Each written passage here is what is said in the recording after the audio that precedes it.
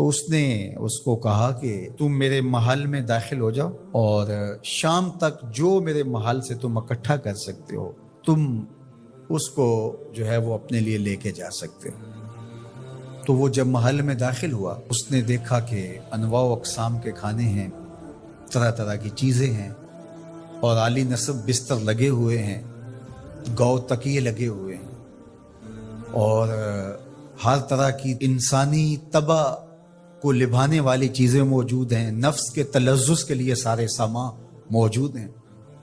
تو وہ گیا اور اس نے انواع و اقسام کے کھانے کھائے اور کھانے کھا کے اور مختلف وہاں انواع و اقسام کے مشروبات پیے اور ایک گاؤ تکیے سے ٹیک لگا کے ان نظاروں کو دیکھنے لگا۔ ایسی مستی چڑھی کہ آنکھ لگ گئی۔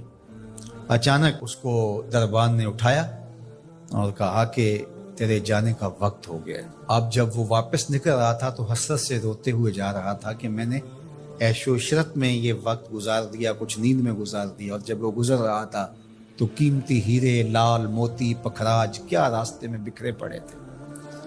اور ایک دوسرے شخص کو داخل کیا تو اس نے ان لذت انگیز چیزوں کی طرف توجہ نہیں کیا، سب سے قیمتی چیزیں وہاں سے اٹھائیں اور جھولی بھری اور اپنے وقت مقررہ پر وہ واپس ہوا۔ تو اس دنیا کے محل میں ہم داخل ہوئے ہیں، ایک دروازے سے دوسرے دروازے سے نکلنا ہے۔ یہاں تلذذ کے سامان بھی ہے اور یہاں قیمتی چیزیں بھی ہے جو یہاں سے لے جا کے ہمارے لیے قیمتی ہوں گی، اور اس نے سمجھا کہ بس ایک دن میں یہاں جو کھانا ہے کھا لو، زہرۃ الحیات دنیا سے کہتے ہیں۔ اور دوسرے نے کہا کہ یہاں تو بھوک کاٹ کے جیسے بھی، تو میں جہاں جا رہا ہوں تو یہاں سے جتنی قیمتی چیزیں اٹھائی جا سکیں اس کو اٹھا کے وہاں کے لیے لے جاؤں۔ اب اس دنیا کے محلے میں اترے ہیں، یہاں سے عیش و عشرت کر کے جب اچانک موت کا فرشتہ کہے گا تیرا وقت ختم ہو گیا، آ جا، اور پھر خالی ہاتھ ہوگا، پاس کچھ بھی نہیں ہوگا، دامن بھی خالی ہوگا۔ اتنا کچھ تھا، ایک سبحان اللہ کا ہی اتنا وزن تھا کہ میزان بھر جاتا ہے، الحمدللہ کا ہی اتنا وزن ہے کہ زمین و آسمان کے درمیان جو جگہیں ہیں اس کی جزا سے بھر جائیں۔ لیکن ہم دنیاوی تلذذ میں رہے اور تھوڑی سی زندگی تھی، جب فرشتے نے جھنجھوڑا تو آنکھ اس وقت کھلی اور یہ کیا کر دیا ہم نے۔ لیکن جو اللہ کے بندے ہیں وہ کہتے ہیں کہ یہ تو آخرت کو جمع کرنے کی کھیتی ہے، یہاں جتنا کچھ جمع کر لیں۔ اصل یہاں سے کیا اٹھا سکتے ہیں، ہر شخص کا اپنا انتخاب ہے کہ وہ کیا اٹھائے گا۔ اپنے لیے وہ ابدی چیزیں اٹھائے گا جو ان کے لیے ختم نہیں ہوں گی، یا وہی کھا کے وہی چھوڑ کر کے اور اچانک مستی میں چلا جائے گا اور پھر فرشتہ اس کو جھنجھوڑ کے کہے گا اٹھ تیرا وقت پورا ہو گیا ہے۔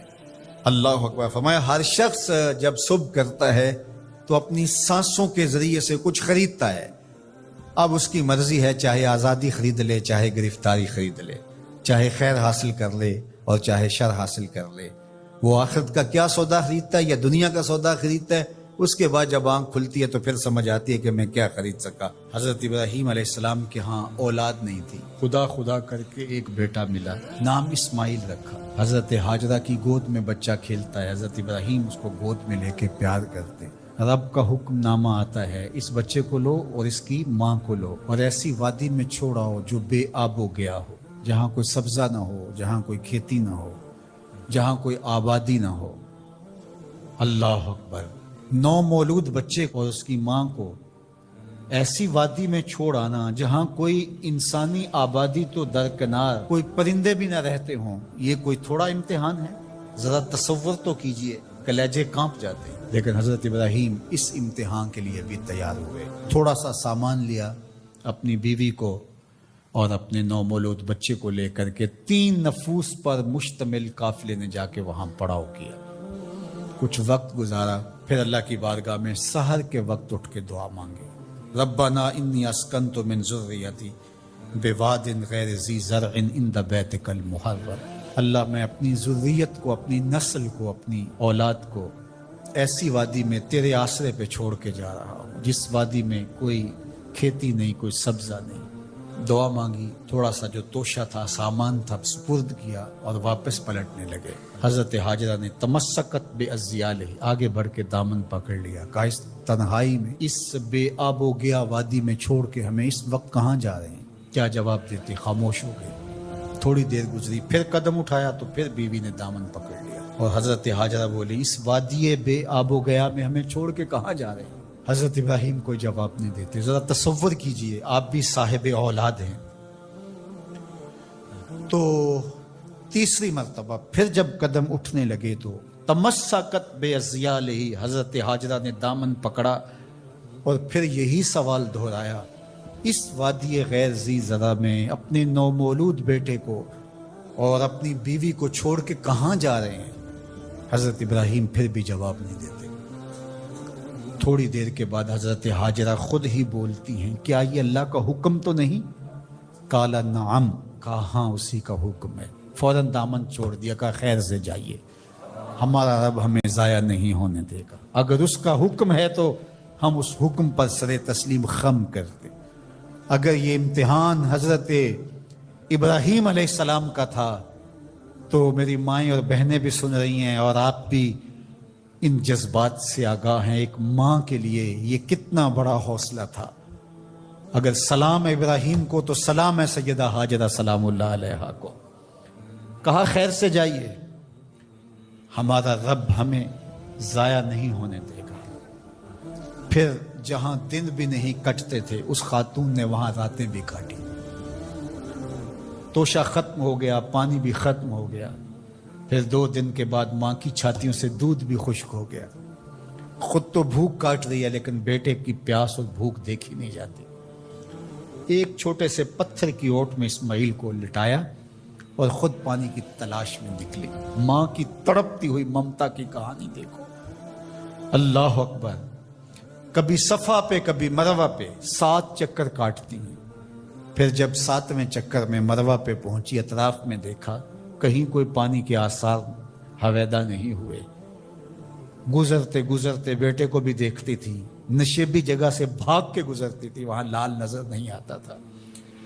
مروہ سے دیکھا دور اوٹ میں پڑا ہوا بچہ تڑپ رہا ہے، لگا زندگی کی آخری سانسیں ہیں. مروہ سے دوڑ کے جو ہی قریب آئیں تو منظر بدلا ہوا تھا. وہ اسماعیل جو پیاس سے تڑپ رہے تھے، پیاس سے جب انہوں نے ایڑیاں رگڑی خدا نے چشمے جاری کر دی، پانی پھوٹ نکلا. دوڑی اور منڈھیر کر دی اور کہا زم زم رک جا رک جا. کہا کہ اللہ بھلا کرے سیدہ حاجرہ کا، اگر وہ زم زم کہہ کے پانی کو نہ روکتی وہ پوری روئے زمین پہ پھیل جاتا.